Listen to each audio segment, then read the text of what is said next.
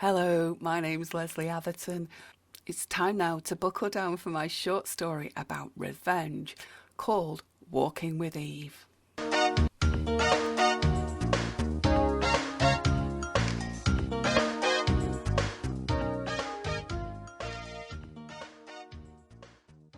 Hello, my name's Lesley Atherton and this is my novelette called Walking with Eve. Prologue. Apparently I've known Tony from the moment I was born. That, more than anything else, is what makes his deception so unbearable.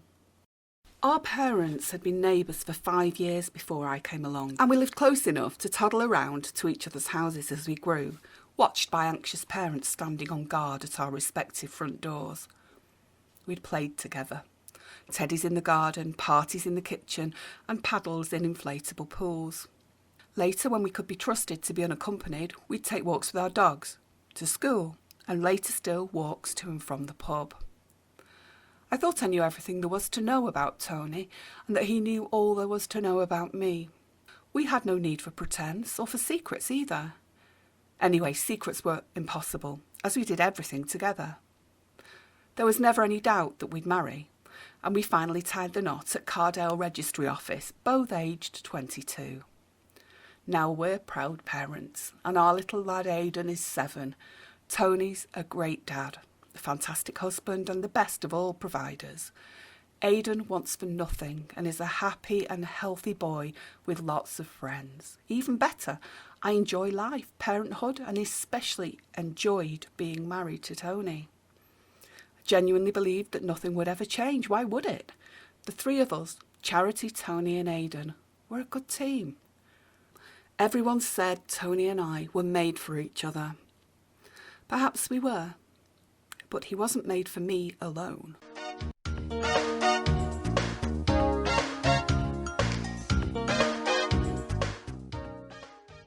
Chapter 1. Aidan ran breathless towards me as I picked paint off the school's front gate. It was only then that I realised what I'd been doing and brushed the glittery green flakes from the front of my coat, leaving a patch at my feet. I grinned at my son's lolloping gait and marvelled at his energy. It was a gorgeous day for early November, one of those sparklingly bright wintry mornings that makes you glad to be alive. And the sun was welcome, as it had been a particularly rainy half-term break.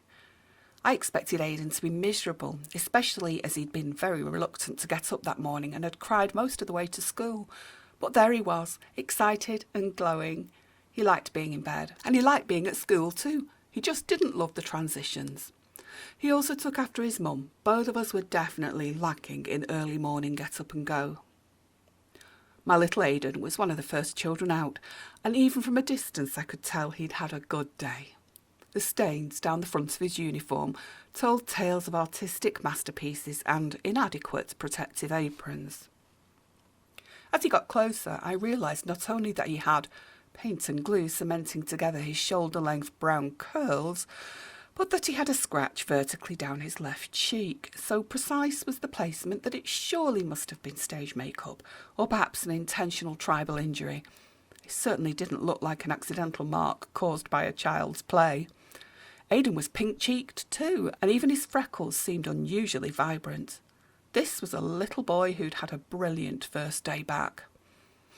He panted and spoke in gusts. "I've made a new friend today." I leaned down to hug him. "He's called Morgan. He moved here from Bickleswood when it was school holiday, and he said that everything got wet when it was put in the big van, then wet when it was taken out of the van too, but his bed is dry now." Bickleswood? The other side of town, the posh side of town. "Oh, that's good, Aidy, but right now I'm a bit more concerned about where you got that scratch." "What scratch?" he asked, big brown eyes uncomprehending.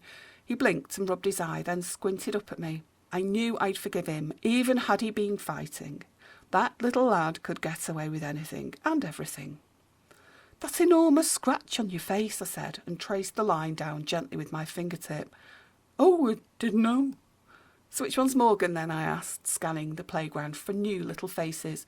"He's got a red coat and he has brown curly hair."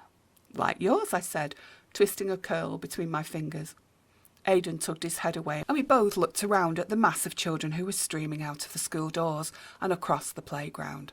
There was no sign of anyone who might have been Morgan. It was only when I took hold of Aidan's hand, ready to walk to the car, that I noticed a little boy stooping behind him. He was wearing a red coat and had brown curly hair. "I'm hiding from my mum," the little boy said. "Are you Morgan?" "Yes, and I've been playing with Aidan all day." That was when I noticed a person I didn't recognise, a young, attractive woman, hovering anxiously next to the front gate of the school. She'd clearly just rushed back from work, as she was dressed far too smartly for the school run, and she stuck out like the proverbial sore thumb with her long, tight skirt, high boots, a long woolen coat and perfectly styled hair.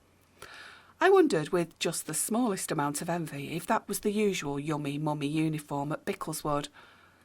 I looked fleetingly at my own jeans, t-shirt and unzipped anorak, then down at little Morgan. He was such a cute kid, with massive dimples and eyelashes like a cow's. "Is that your mummy over there? I think you need to move away from the gate and let her see you. She looks worried." Introductions were over. The little lad ran over to his mum, who immediately took his hand and began to walk away. Aidan didn't stop talking about Morgan all that night or on the following morning. He'd never really had a special friend, and it seemed as if Morgan was going to fill that position admirably. At the school gate the next day I looked around for his glamorous mum. I noticed her getting into her car, so I walked over to introduce myself. "Hi, sorry to stop you, but I'm Aidan's mum, Charity. Aidan's been talking about your Morgan non-stop." She got out of the car and gave me the most beaming of smiles. "I'm Eve. Same with Morgan," she said. "He's absolutely besotted. Let's hope it lasts."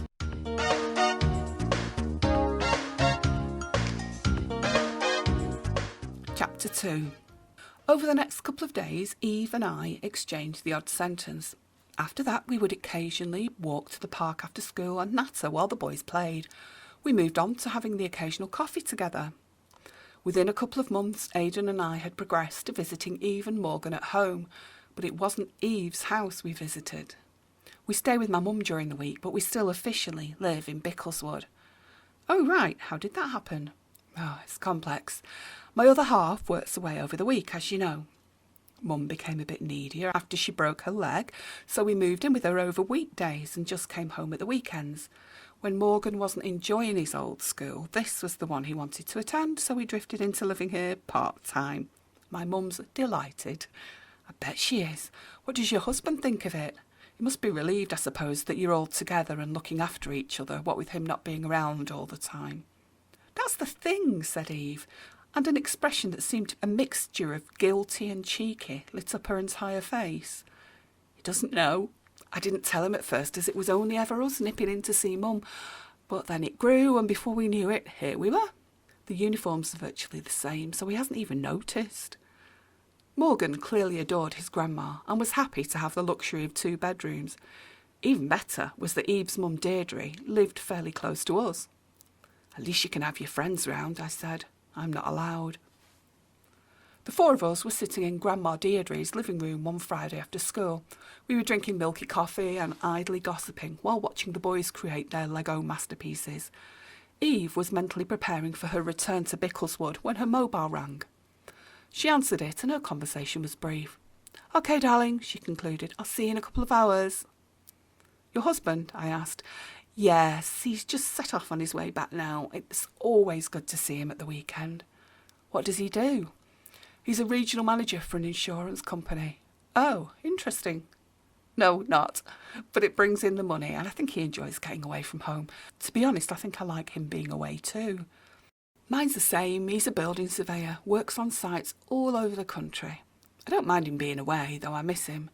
We've been together since we were babies. Neither of us has ever had another partner. Everyone said we were destined to marry." Eve smirked a little. "Gosh, I was the opposite. Right little slapper I was when I was younger. But I settled down a lot when I met Tony." My Tony couldn't be more settled. I think he was born middle-aged. We carried on drinking our drinks, and the boys continued to play, with our occasional interaction. "Are you happily married, then?" Eve asked. "Oh, yes. I can't imagine being with anyone else." "What about you?"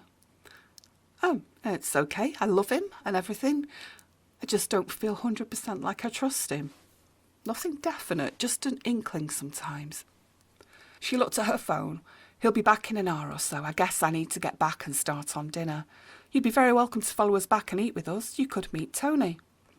I decided to pass up her offer and to instead allow the couple to reunite in peace. They didn't need a new friend butting in. I had my usual weekend stretching ahead of me, plus I had to return a couple of library books and mend a couple of Aidan's school shirts. It will be all go in the Gallow house this weekend. Once I found out the truth about Tony, I wondered how things would have progressed if I'd followed Eve and Morgan back to Bickleswood that day. How would he have wriggled his way out of his deceit if presented with both of us in the same room with no forewarning? And how would I have reacted? I suspect that I might have killed him there and then. But I prefer what did happen. I definitely prefer our very specific form of revenge.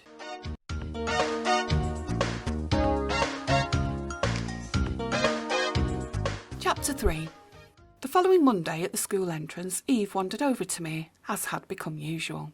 I was always earlier than her, as Aidan was a very early riser and tended to be fully dressed and bouncing around the house before his mum or dad had even surfaced. Eve had to drive as she dropped off Morgan on her own way to work. I don't think Tony was impressed with me on Friday, she said breathlessly as she ushered Morgan into the playground with a hurried hug. Oh, why? He had a go at me because I wasn't home when he got back. I told him some lie about having trouble with the car. He does like to know where we are. Very protective. Controlling too. Just a bit. She nodded. But it's only because he cares so much. Having said that, I think he's selective about how he cares and what he notices. I still can't believe he doesn't realise that Morgan's in a new school. He wouldn't be impressed. He always says he doesn't like this area. He thinks it's dodgy. I shook my head. This area's not dodgy in the slightest. Men, they do like to throw their weight around. About a year ago, I got an offer of a new job. It would have meant loads more money and I'd have gone back to full-time hours again. The company would even have helped us relocate, but Tony didn't want to move to Surrey because everything he loves is here. So I said no to the job and carried on part-time in the estate agency. It's okay, and the only thing I could find that fits around school times. Mind you, if I'd got the other job, it would have been easy to pay for breakfast club and after-school care. Swings and roundabouts, isn't it? Eve looked thoughtful. Funny, isn't it, how we go along with what they demand? I earn much more than my other half, but he doesn't compromise much when it comes to decisions about the house and work and stuff, even when it spoils my day. Even when it spoils your life, I said, thinking more about the job I should have taken. It would have meant a brand new start, new county, new school and new friends for Aidan. Perhaps we should get our other halves together and see if they get on, suggested Eve. Perhaps we'd get an alpha male battle and see who comes out as the most controlling. Yes, but we'd have to explain where we met, and that would mean your little secret about living at your mum's was out of the bag. Eve nodded. Charity. We need a night out. Well, I definitely do. Where shall we go? Tony's got to let me out sometime. My mum's a great babysitter, and I assume your Tony will stay in for Aidan on a weeknight. Let's see if we can get out next week, maybe Thursday, after the school meeting, if our hubbies let us. I scratched my hairline. I was going grey just a little, and for some reason the scalp itched where the coarser hairs emerged. Perhaps it was a form of anti-ageing protest, but more likely nerves at the prospect of a girl's night out. Well, Eve said, shall we? Yes, I said, I'll ask him tonight. Charity? What? Don't ask, tell.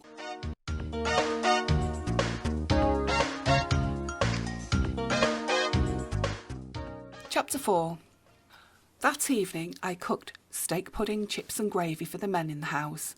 For once I didn't bother with vegetables, trimmings or anything remotely decorative, and just gave Tony what I knew he wanted. I wasn't asking for much, but I knew the only way I'd get it out of him was if I lied. Darling, I need you to stay in with Aidan on Thursday. I've got a Parents' Association meeting and some of the ladies are going for a quick drink afterwards. He was obviously not impressed. His jutting lower lip made it quite clear. You don't need to get involved, Charity. You know how much Aidan hates it when you go out. Oh, but Tony, I can't remember the last time I went out. It isn't too much to ask. Anyway, I know you're at home. I pointed at the detailed planner pinned next to the fridge. It says so there.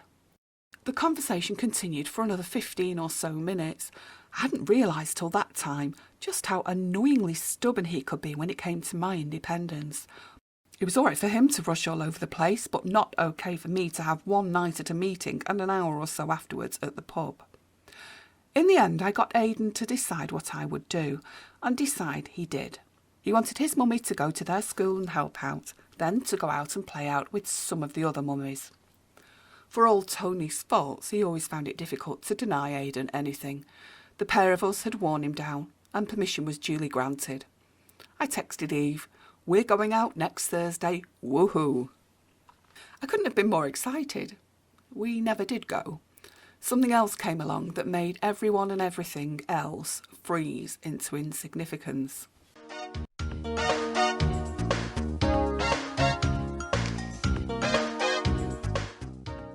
Chapter 5.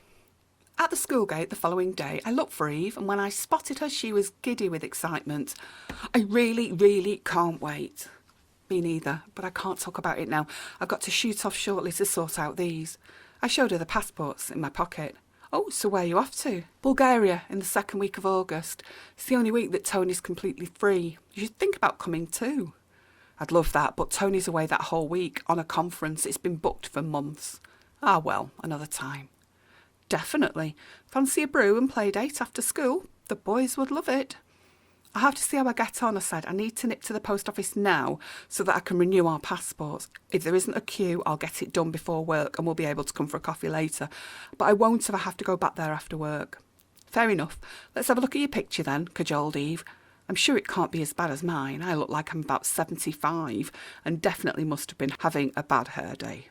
"You'd be surprised how bad mine is," I said as I handed Eve my passport, expecting her to open it up, then collapse in fits of giggles. I'd changed so much in the years since I'd had the photo done. But Eve looked as if she was going to collapse in a totally different way. "Charity, that's not your passport. It's my husband's." Things progressed, or rather stagnated, then degraded. First came confusion and disbelief. Later came accusations, shouting, tears and anger. We missed saying goodbye to our sons as they walked into school. I missed my chance for the post office, and both of us rang our offices saying that a family emergency had occurred. "So what do we do now?" I asked as we sat at our usual tucked-away table at the cafe. The only other customers were two old gentlemen slowly sipping their tea in companionable silence. "We confront him," said Eve with vehemence. "We have to, he has to know it." I nodded. That was how I felt too. "But, Charity," Eve continued, "if we did that, he'd just take off, and that wouldn't be adequate revenge."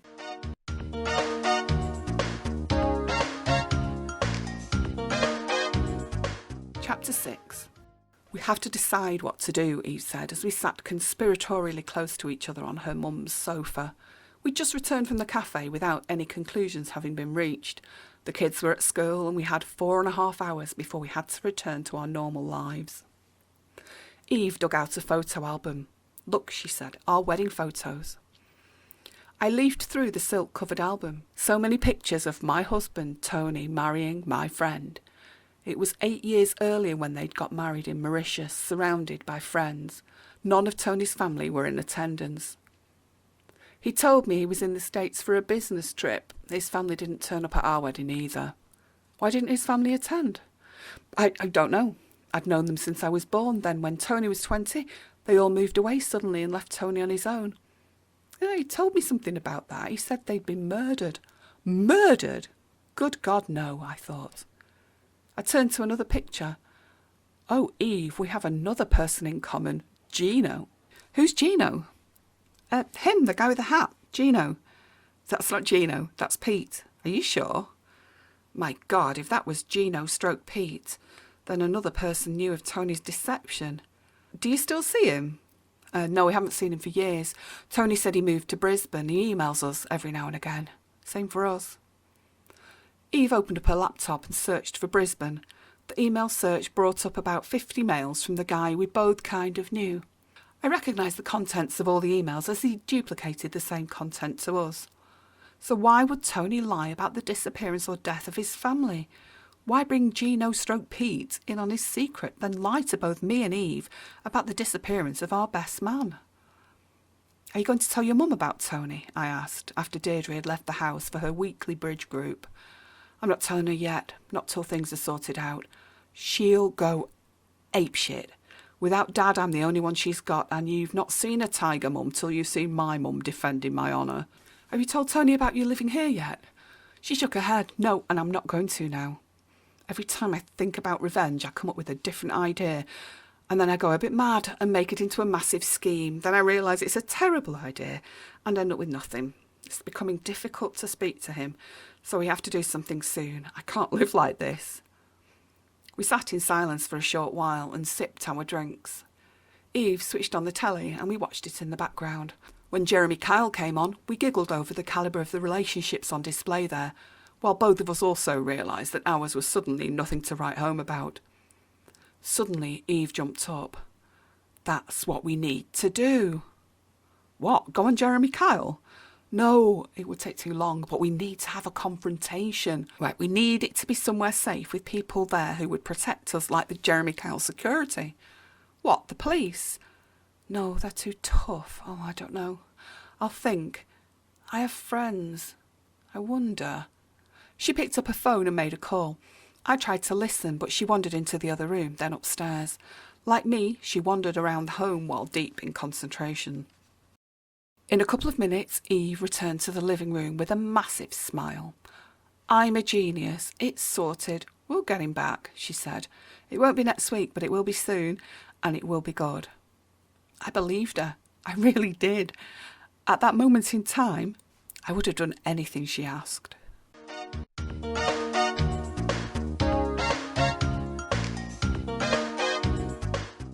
Chapter 7.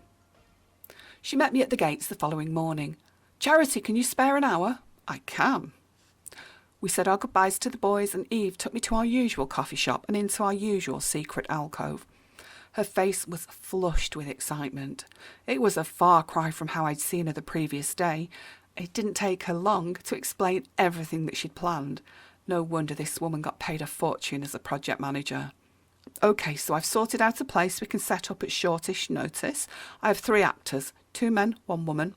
They're going to help us plan it all. I can set up cameras beforehand. We'll play it like a show. It'll be hilarious. Eve, this is serious.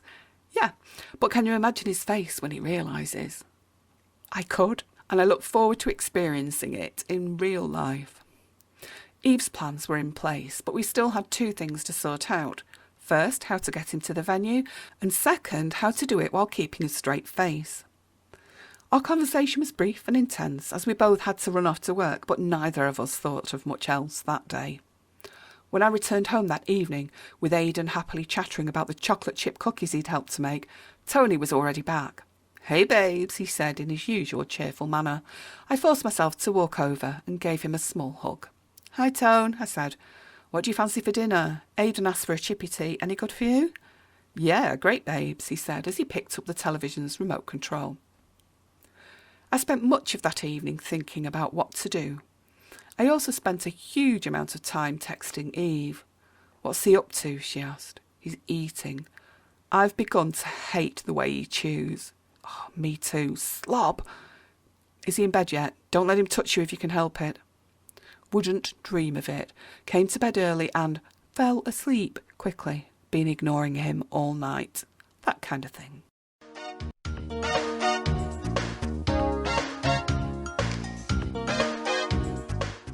Chapter 8. First thing the following morning, I received another text from Eve. T is going to be away this weekend, but we can do it next weekend. OK for you? I'll let everyone know. Fine by me. I checked on the wall planner. But if Tony was going to be away from both of us this weekend, where else would he be? I texted Eve back. There might be another one of us. He's not with me this weekend either. Wow. Days passed. On the days Tony was at home, he'd eat his meals, then do his usual thing of going up to his study to work. I couldn't deny that I was relieved. I was also relieved that he always left in the morning before I'd got out of bed to organise a school run. I brushed my hair, then remembered we had only a week to go. I also remembered that he was with neither of us this weekend. We'd both been mugs of the very highest order. Idiots. Blind. Would other wives have picked up on the deceit earlier? Were there any other wives? And how the heck did Tony earn enough to support 2 families? No wonder Eve and I had been encouraged to return to work immediately after our babies were born. And no wonder we'd both been told an emphatic, no more kids. It was anything but a lonely time though. Eve and I were in contact every single day, and near enough every single hour. In the mornings we met outside the school gate, always with an idea for putting finishing touches to our plan. At lunch we texted or rang each other. After school we had play dates at Deirdre's house, always careful to ensure that Tony suspected nothing. No way did we want to give the game away. It would have been a disaster if he'd discovered our complicity before the event itself. There was never any doubt that the event would take place. Eve had booked Morgan in for a football training day at the sports centre, and Aidan was to have some special Grandma Bella time building a train set in her living room. "Love you, Mummy," shouted Aidan as I left his grandma's house. "Love you more than all the money in the world," I shouted back. "Do you love me more than you love Daddy?" he shouted. "Absolutely doodly do." It was my stock answer, and never had it been truer.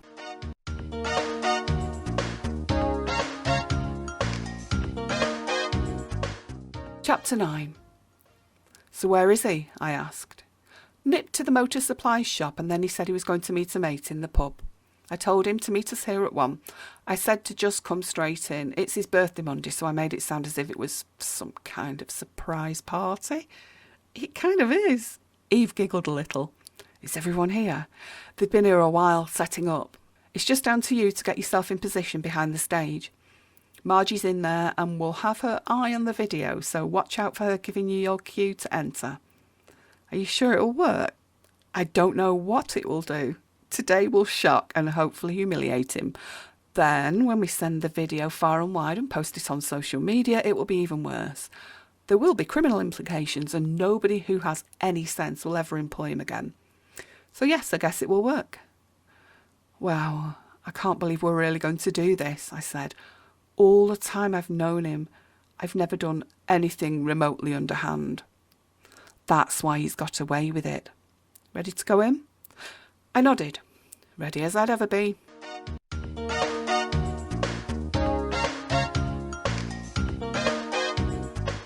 Chapter 10. We were all in position.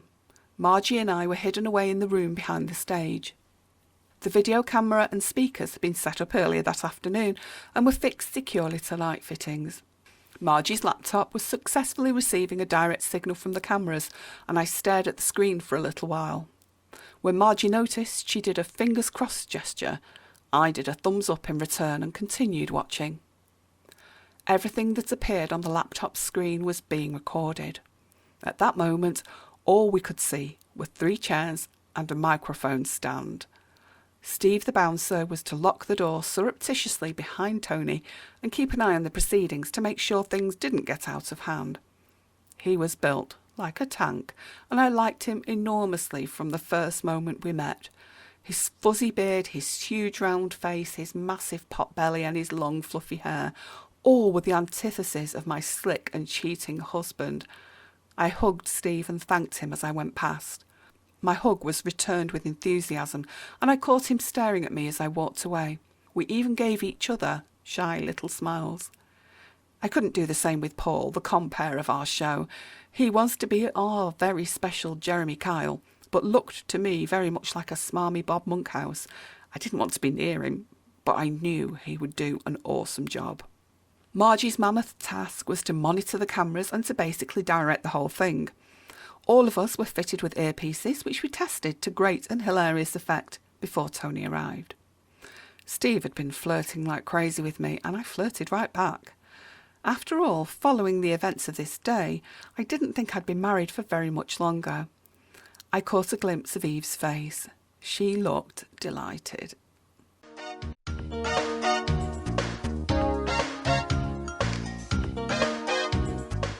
Chapter 11. Tony arrived into the car park with a customary horn fanfare so loud it made me jump, even from inside the building. I looked over at Eve, who was now wearing a blue and green floral dress.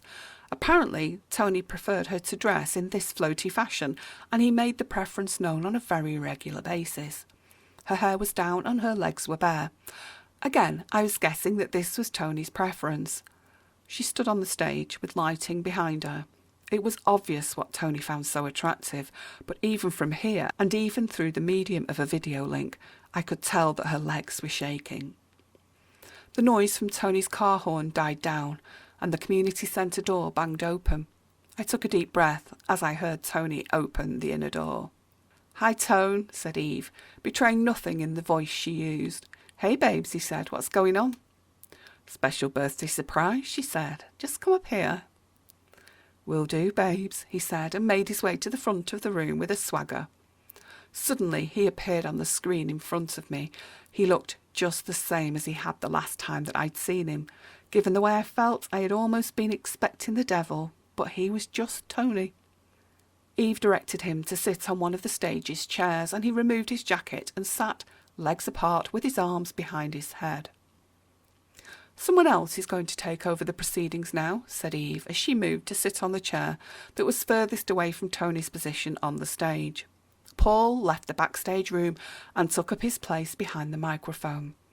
Out of the newly rigged up speakers, the music for "This Is Your Life" was played, and Tony's face lit up.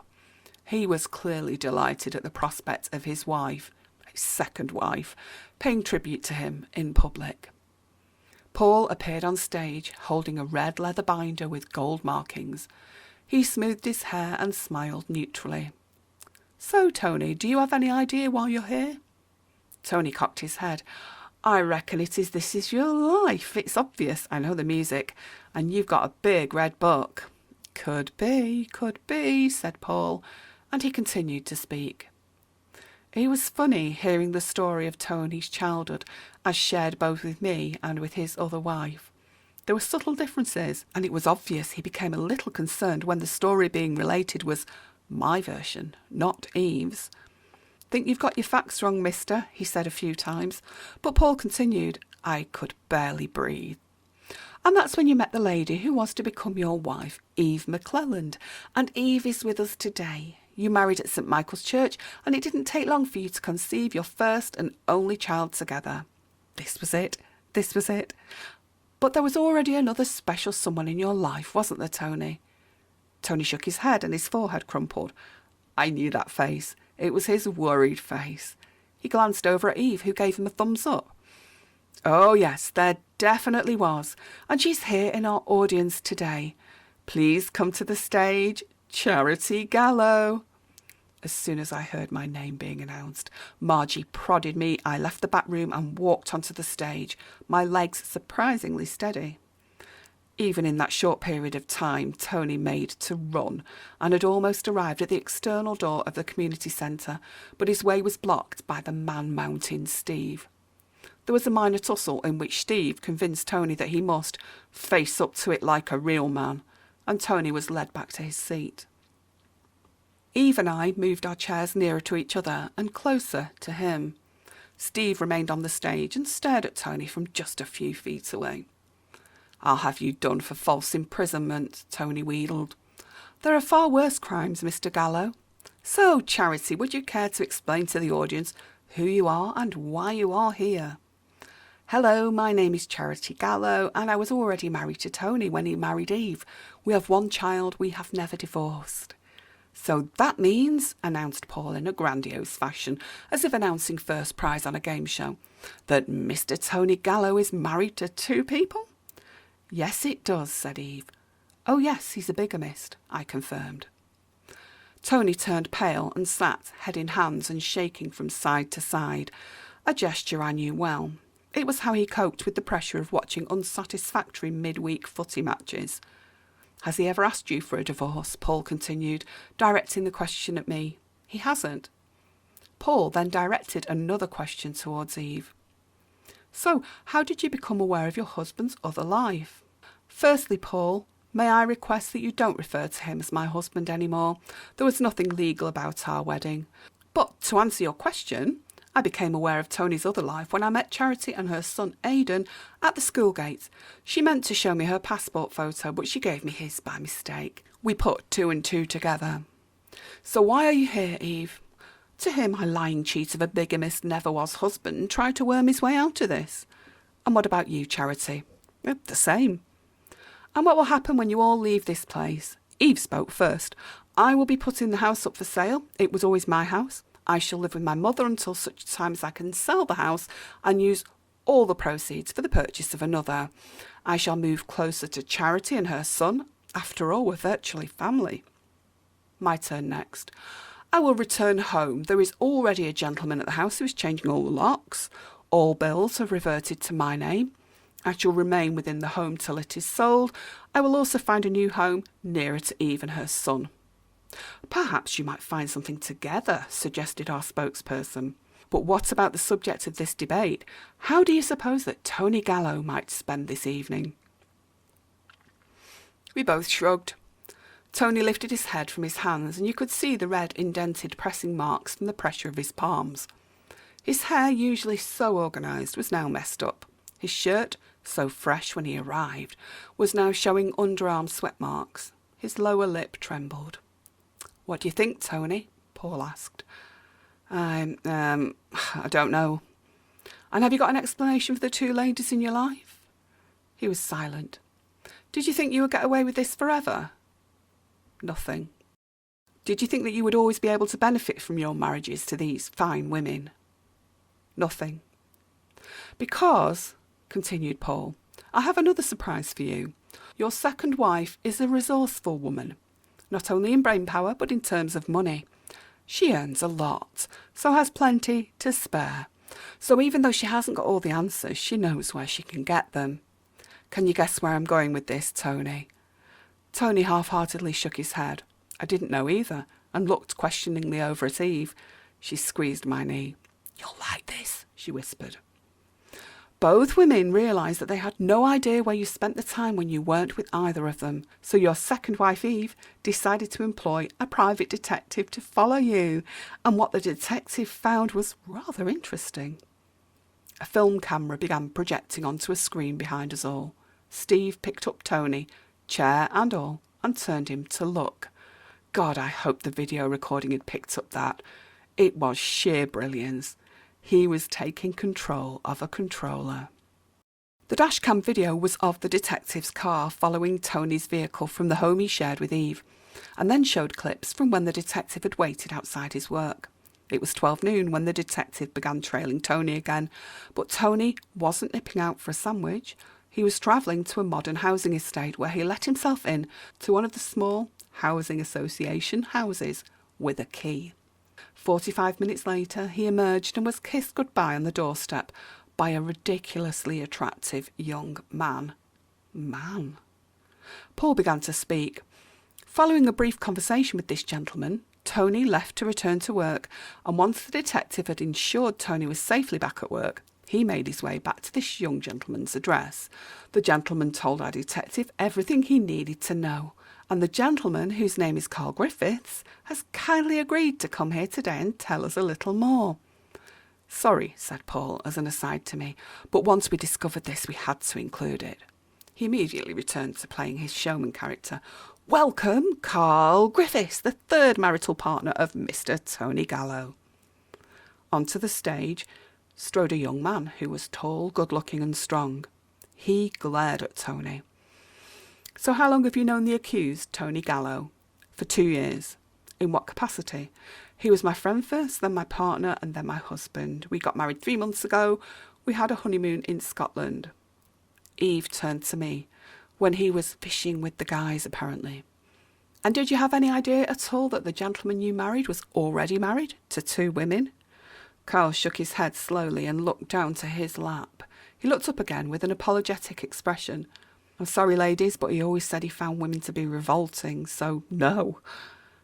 "And how are you feeling, Carl, now you've heard the whole tale from that little side room?" "I'm fucking furious." "Me too," said Eve. I glared at Tony. "Can I say something?" I asked. "Would that be okay?" "This is your show, Charity," said Paul. "You can take whatever part you want in it. I just do my research and collect my wages.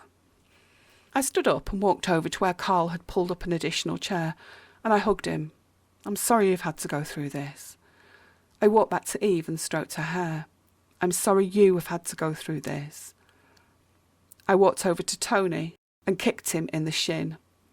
I'm sorry about nothing, apart from not finding out about you earlier. 3 nice people, 3 decent people who were loyal to you. Why did you do it? He shrugged, said nothing other than because I could. I wanted to be the one to tell him what would happen next. I stood quite close to him and allowed my voice to boom out. Tony, we came here today to carry out a bigamists intervention. I had no idea that it was to be a triggamists intervention. I don't even know whether that's a word, and it doesn't really matter. This is your life.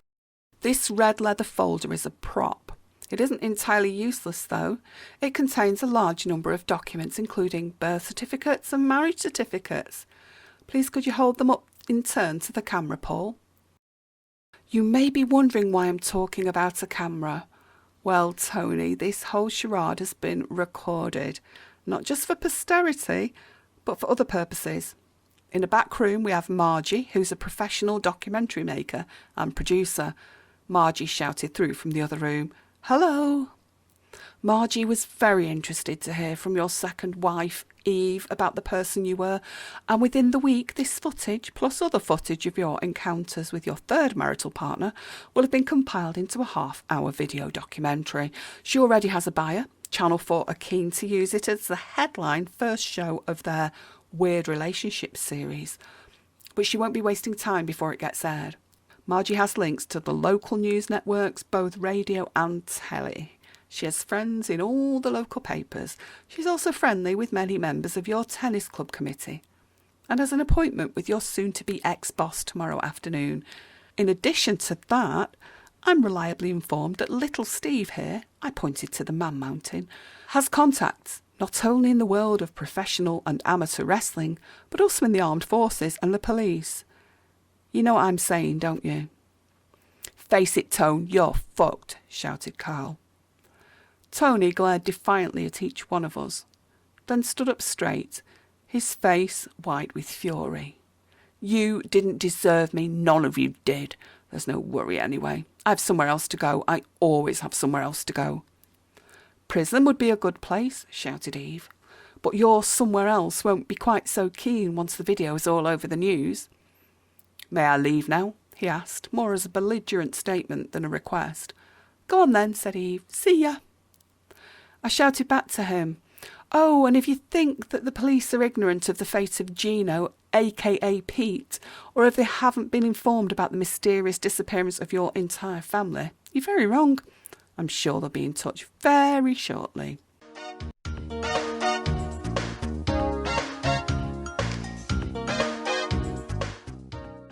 Chapter 12. We all waved him goodbye at the door with cries of "Good luck, mate," and "See you on the telly." After he left, our jubilation turned to hilarity. Did you see his face when... Oh my God, I thought I was going to die when... Sweaty armpits on his shirt. I've never seen him sweat through his deodorant before. Adrenaline was running, and it seemed the excitement would never end. Fancy celebrating with a quick beer? Asked Steve to all of us. Carl had already left in tears. Margie had to get home to work on the processing of the day's documents, but promised she'd get us copies of the finished documentary within a fortnight, and that we'd be seeing news clips within the week. Paul had to go home, as his only wife would be waiting, but he congratulated us on what we'd achieved. Now he was out of his suit and looking far less smarmy. I hugged him and thanked him profusely. Charity decided against the pub, but she looked at me and nudged me encouragingly. "Sure, I'll have a beer," I said. Life was re-beginning without Tony. And after all, Steve was a nice guy, and I had a lot of living left to do.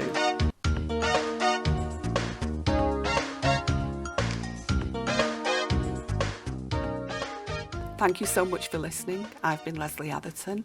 This story was called Walking with Eve, first published in my book called Conflict Management.